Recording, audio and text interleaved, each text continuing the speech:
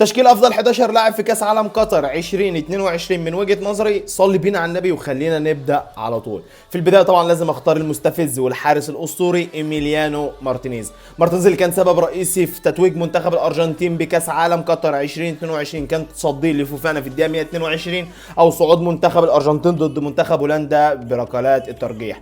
لكن خلينا نكون متفقين ان ايميليانو مارتينيز لو بيلعب في فريقك فانت تعشقه وتعشق الجنون اللي بيقدمه، اما لو منافس ليك فانا متفق معاك 100% انك لازم تكره الاستفزاز اللي بيقدمه.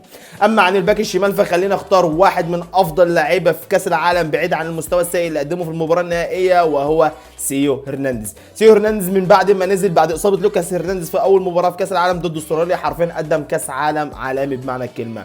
وبما اننا ما بنحكمش على اللعيبه بمباراه واحده فخلينا نجيب جنبه على طول جافارديول، واحد من افضل اللعيبه ومن افضل المدافعين الموجودين في العالم حاليا، لكن مش في كاس العالم بس، بعيد طبعا عن اللي ميسي عمله لان ميسي مش مقياس لاي لاعب. وبما اني بحب اللعيبه اللي بتقدر تلعب كره كويس جدا فلازم اختار جنب جيفارديول لازم اختار اوباميكانو. حرفيا اوباميكانو من الملاعيبه القليله جدا اللي بتقدر تطلع بالكره كويس ولاعب حرفيا فز بمعنى الكلمه. اما بما اننا اخترنا 3 لعيبه بيلعبوا كوره برجلهم كويس جدا فلازم نختم بالرابع بتاعهم ويكون لاعب عالمي بمعنى الكلمه، وهو لاعبنا العربي اشرف حكيمي. اشرف حكيمي من افضل الباكات اليمين في العالم حاليا، مش في كاس العالم بس، كان لازم يكون ليه وجود في التشكيله الخاصه بنا.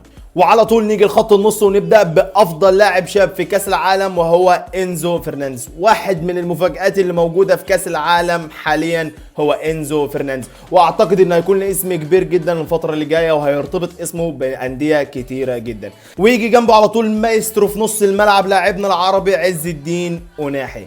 اما عن اللاعب الشاب الثالث اللي هيكون موجود عنده فما تستغربش فهو لوكا مودريتش. وبما اننا خلصنا خط النص يبقى فاضل لنا خط الهجوم، وبما اننا اخترنا افضل لاعيبه فلازم نختار خط هجوم جبار بمعنى الكلمه.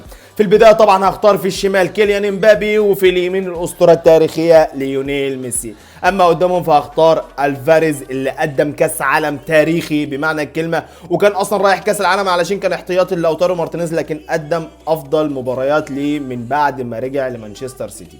وطبعا في النهايه خلينا اختار المدرب هو ليونيل سكالوني. وده طبعا كانت تشكيلتي الافضل 11 لاعب في كاس عالم قطر 2022. ما تنساش انت كمان توريني تشكيلتك، وما تنساش تعمل لايك واشتراك للقناه وتفعل زر الجرس عشان يوصلك كل جديد.